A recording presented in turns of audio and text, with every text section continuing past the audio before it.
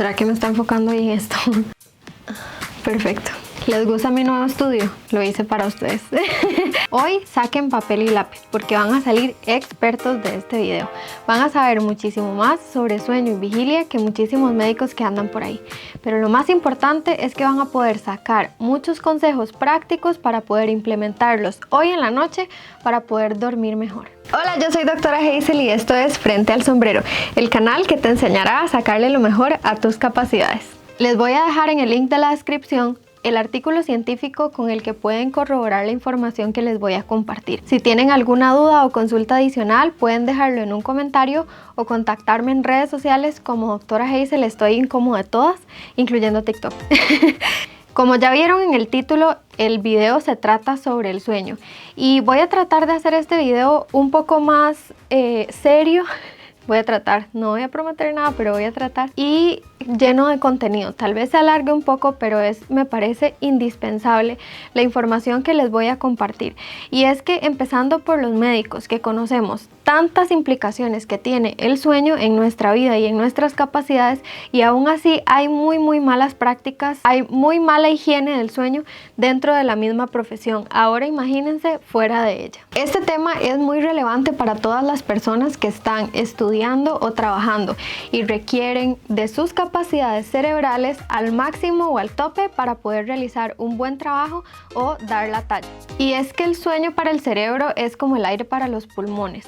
Es indispensable para poder funcionar bien en todo sentido. Más ahora con el coronavirus. Para la inmunidad es súper indispensable. O sea, nosotros no podemos funcionar como seres humanos saludables si no tenemos un buen hábito del sueño. Créanme que de todas las personas que están en su vida hay muy pocas que cumplen con estos requisitos al pie de la letra. Lo primero de lo que vamos a hablar son las estructuras cerebrales que tienen que ver con el despertar. Después vamos a ver qué son los somnógenos y cómo nos afectan en el sueño y el insomnio.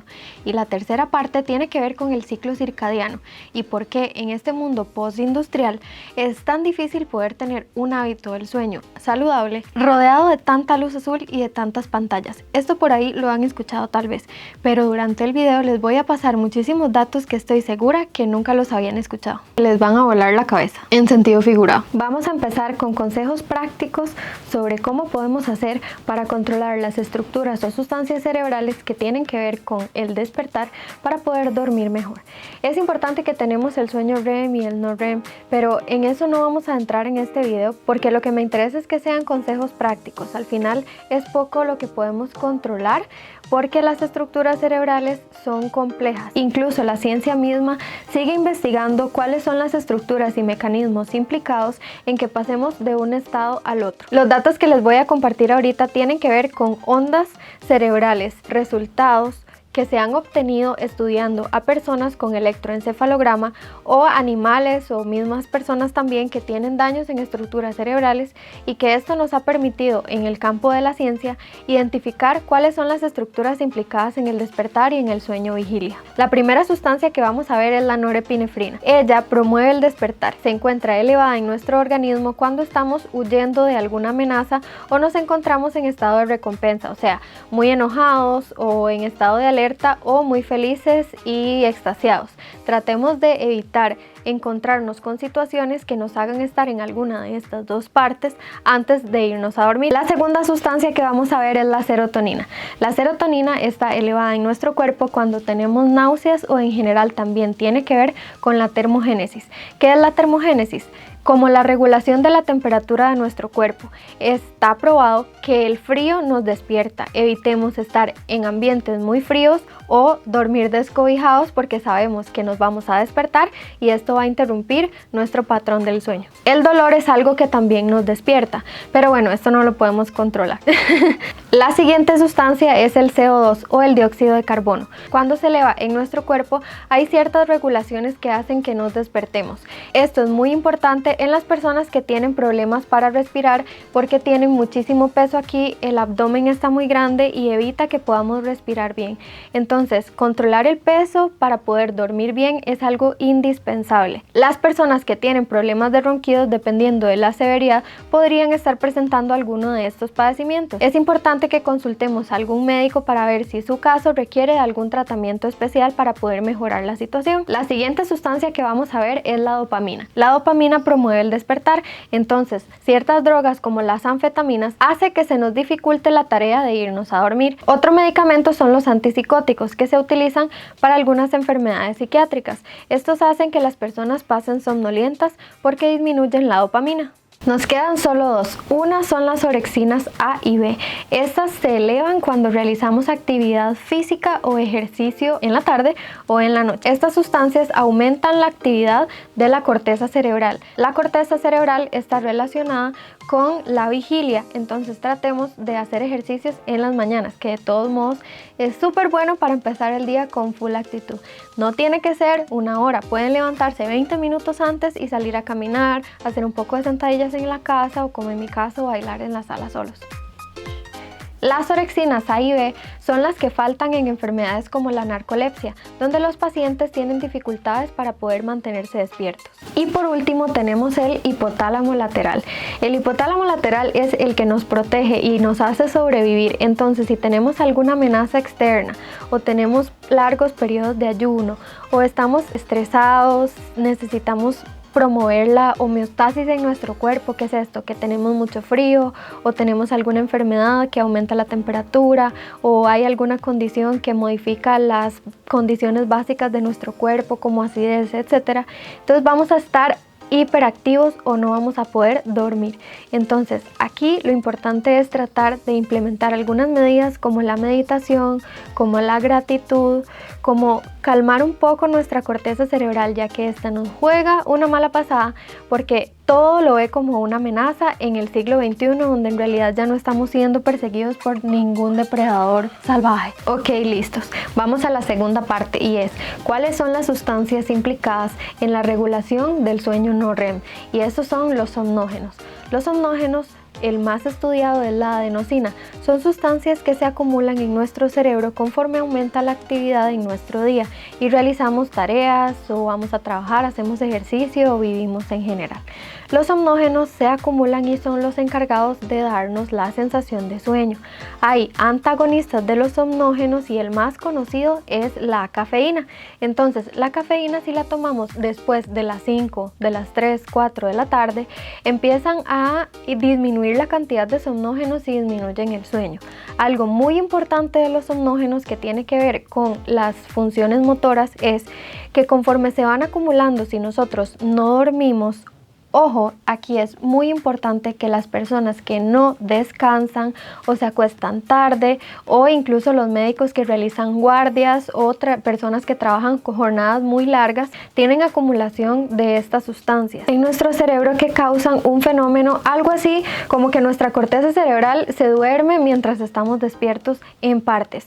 Entonces nuestras actividades motoras o nuestras capacidades motoras disminuyen. ¿Cuáles son estas capacidades motoras? Bueno, todas las que nos diferencian de los animales: el cálculo, el pensamiento creativo, la motora fina o cualquiera de las tareas que nosotros deseemos realizar durante el día van a ser empeoradas o el desempeño va a disminuir mucho si nosotros no dormimos o no descansamos. Esto me parece de vital importancia para todas las personas que estudiamos o nos dedicamos a algún tipo de trabajo creativo o que dependen de nosotros mismos y de nuestra creatividad, de nuestro cerebro. En realidad todo el mundo depende del cerebro, pero hay ciertas personas que necesitan desempeño superior en sus tareas del día, como los estudiantes y los creadores de contenido de redes sociales, o sea, yo.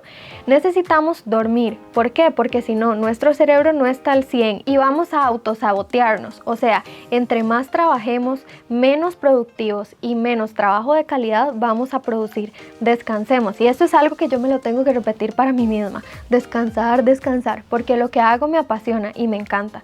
Entonces trabajo hasta muy tarde de la noche y esto tiene que ver con la norepinefrina, si recuerdan del primer tip. Entonces trabajemos hasta las 6, 7 lo más. Ya después de esto empezamos a acumular esta cantidad de somnógenos y empezamos a acumular esta cantidad de norepinefrina que nos va a dificultar un montón el poder realizar nuestro trabajo bien y que nos va a evitar descansar de manera adecuada durante la noche para poder estar al 100 al siguiente día. La tercera parte y última, pero más importante creo, es la regulación circadiana del ciclo sueño-vigilia. ¿Qué es un ciclo circadiano? El ciclo circadiano es algo que pasa en nuestro cuerpo regulado por el ambiente o la rotación de la Tierra alrededor del Sol, o sea, los cambios de luz o los cambios de temperatura, para poder regular sistemas o procesos internos de manera adecuada. Los ciclos circadianos tienen que ver con muchos procesos, no solamente el ciclo de sueño-vigilia, también tiene que ver con el metabolismo, la temperatura y un montón de otras cosas que se ven afectadas si nosotros alteramos estos ciclos en nuestro cuerpo. ¿Y cómo es que funciona el ciclo circadiano? Bueno, es como un marcapaso, o sea, un jefe o alguien que dice lo que se hace y cuándo se hace. El jefe o el marcapaso de nuestro cerebro se llama núcleo supraquiasmático y lo que hace es empezar a estimular o decir que se liberen algunas sustancias para poder generar o empezar procesos como el dormir. Y se alimenta de información del exterior a través de nuestros ojos mediante el tracto retino-hipotalámico.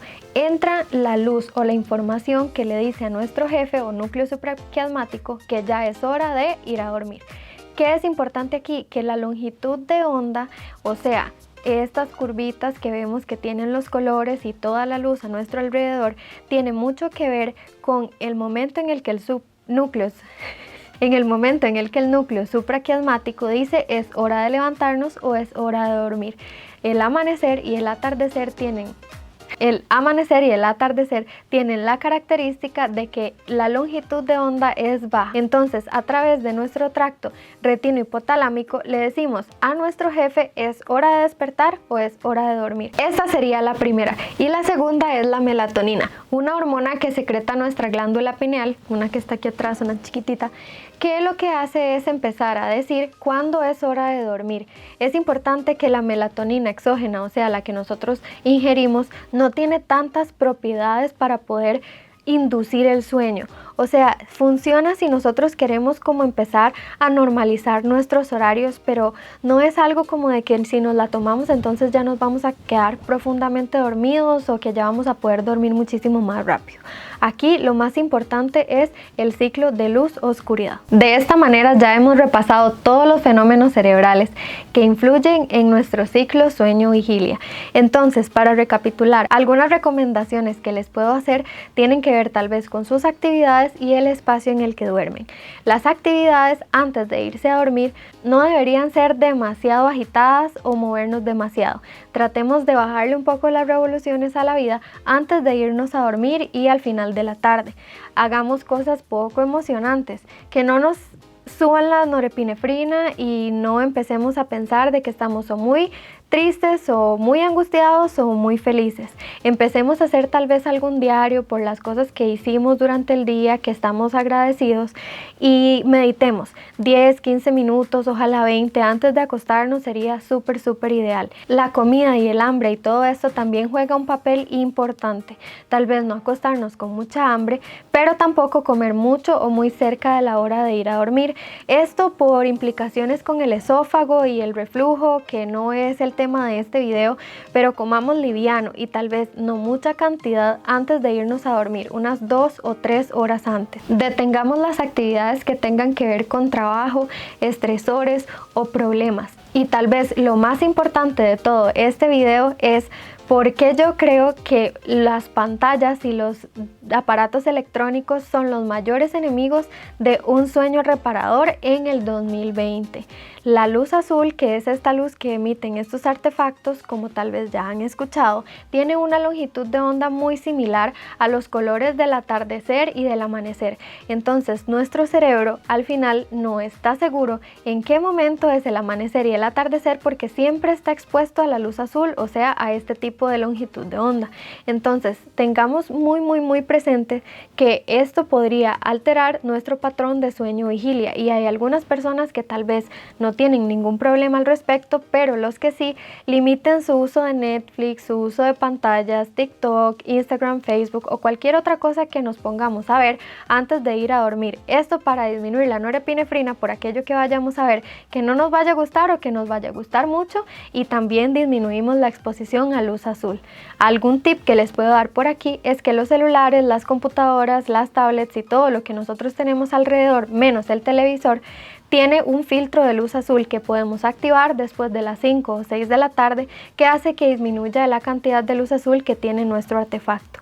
El tele no es algo que yo recomiendo tener en el cuarto, jamás. En el cuarto o el dormitorio en el que nosotros descansamos o dormimos. Esto ya tiene que ver más con el espacio. Esas fueron mis recomendaciones conductuales o de cosas que podemos hacer o evitar hacer antes de ir a dormir.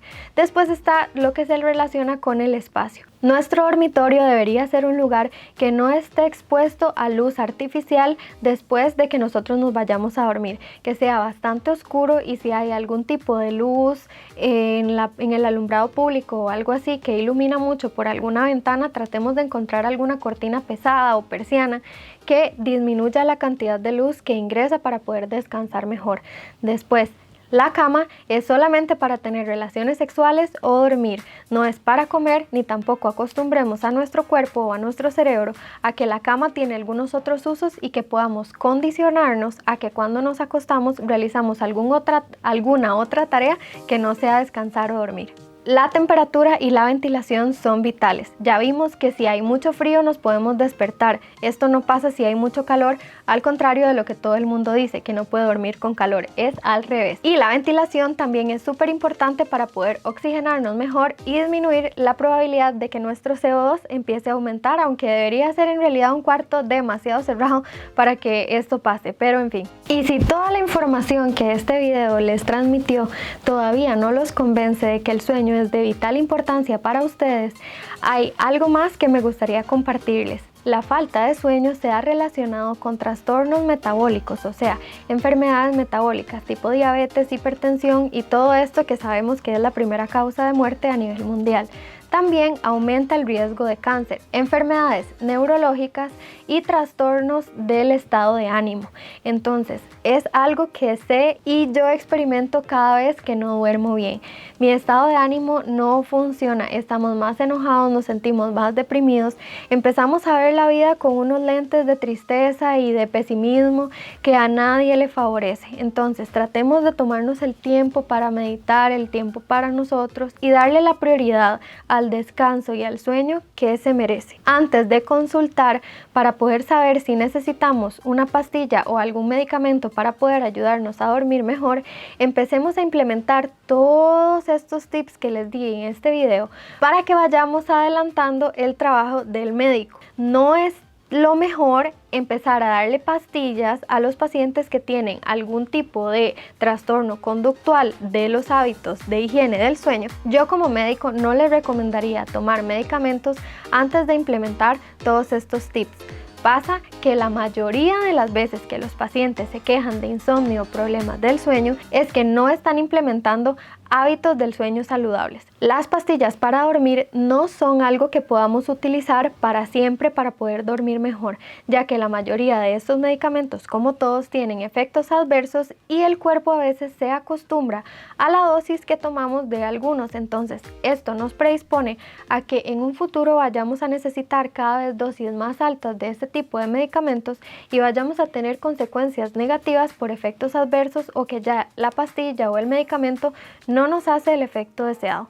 Entonces, antes de empezar a recurrir a medicamentos, les recomiendo hacer las recomendaciones de la rutina del sueño para poder garantizar que nuestro cerebro va a poder funcionar muy bien, vamos a ser más productivos, más felices y más saludables. La recomendación más importante tal vez tiene que ver con el horario en el que nosotros nos vamos a la cama y nos despertamos. Siempre debería ser a la misma hora, incluso si nosotros el día anterior nos fuimos de fiesta o si es el fin de semana en el que nos podemos levantar más tarde. El tener un horario consistente le va a ayudar a nuestro cerebro a poder descansar mejor y a tener sueño todos los días a la hora que nos acostamos y despertarnos súper frescos el día siguiente a la misma hora. Tratemos de hacer ejercicio siempre que nos levantamos, meditar al despertar y tratar de agradecer por lo bueno que tenemos en nuestra vida para atraer todo lo positivo que este mundo tiene para ofrecernos. Vas a ver la recomendación de mi primer video en el canal de YouTube, donde te comparto a qué hora me levanto, a qué hora me acuesto y todo lo que hago durante el día, incluso antes de acostarme. Muchas gracias por ver este video y les recomiendo que se lo pasen a todos sus familiares para que empecemos a hacer conciencia de que el sueño es algo que la sociedad, sobre todo ahora en tiempos de coronavirus, necesita para disminuir todos los padecimientos de estado de ánimo y de preocupación, estrés y enfermedades que la sociedad actual padece. Muchísimas gracias y nos vemos en otro video. ¡Chao!